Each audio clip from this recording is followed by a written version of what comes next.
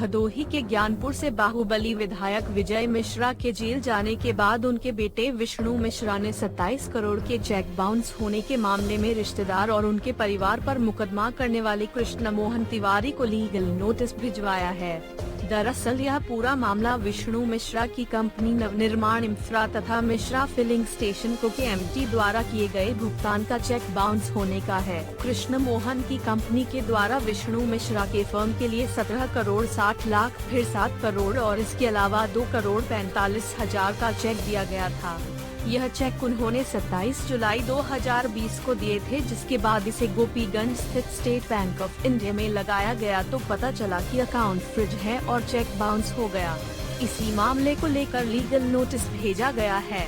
आपको बता दें कि कृष्ण मोहन तिवारी ने ही फर्म पर कब्जा करने का आरोप लगाते हुए विजय मिश्रा, उनकी पत्नी और बेटे पर मुकदमा दर्ज कराया है। उनका firm Krishna Mohan Tiwari sole proprietorship है, वो उसके अकेले मालिक हैं। हमने उनके फर्म को, इन्होंने 400 करोड़ की ठेकेदारी करी, जिसमें लगभग जितने की जरूरत होगी उतने की सफ़ेद गिट्टी, उतने की काली गिट्टी, उतने का क्या कहते हैं जॉब वर्क और कहिए लेबर, ये सारी चीज़ें उनको सारे ठेके कंप्लीट करने में हमने मदद किया। और तो और वो सारे प्रोजेक्ट में सिक्योरिटी के लिए जो पैसा 5% लगता है उसको हमने अपना दिल्ली का मकान वो गिरवी रखकर अपने किराए को रेंटल एडवांस लेकर सारे के सारे कागज़ और दस्तावेज हमारे हैं। यदि हम वो फाइनेंस ना करते इनको वो ठेके उस तरीके से ना मिल सकते। बात इनकी ही नहीं, शायद भदोही क्षेत्र में उस वक्त कोई भी ठेकेदार इतने बड़े के रोड नहीं लेना चाह रहा था, उस तरीके के रेट या फ़ायदा नहीं था। ये बात इनकी बेबुनियाद है कि हम इनके फर्म को टेक ओवर करना चाहते हैं। हम पढ़े लिखे, कॉमर्स में हमारे 10वीं क्लास में 99 आए थे। सोल प्रोप्राइटरशिप एक इंसान से शुरू होता है और एक इंसान तक ही ख़त्म हो जाता है। There is no legal way to overtake a sole proprietorship. ठीक है, तो अब उसमें आती है बात कि भाई जो इन्होंने और ज़बरदस्ती और बातें कही हैं। हमारा इनसे ये सवाल है, इन्होंने कहा कि हमारा विभिन्न जगह रजिस्ट्रेशन हुआ, विभिन्न जगह रजिस्ट्रेशन हुआ और एक सेकंड को मान भी ले कि हमने टेक ओवर कर दिया है या कर रहे हैं हम।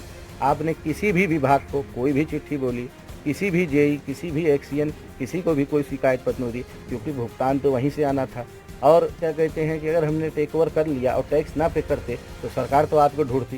ये चिंता आपकी आज की क्यों? आज जब 32 करोड़ रुपया आपको हमारे कंपनियों का देना है, आज ये चिंता कैसे बनी? 19 साल तक ये चिंता क्यों नहीं थी?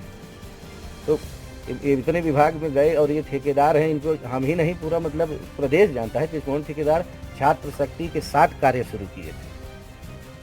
तो एक हमारी माता एमएलसी मिर्जापुर सोनभद्र है, हम वहाँ नहीं टेक ओवर कर लिए। बालू सोनभद्र का लाल है, हम वहाँ नहीं टेक ओवर कर लिए, हमको देखा ही नहीं गया।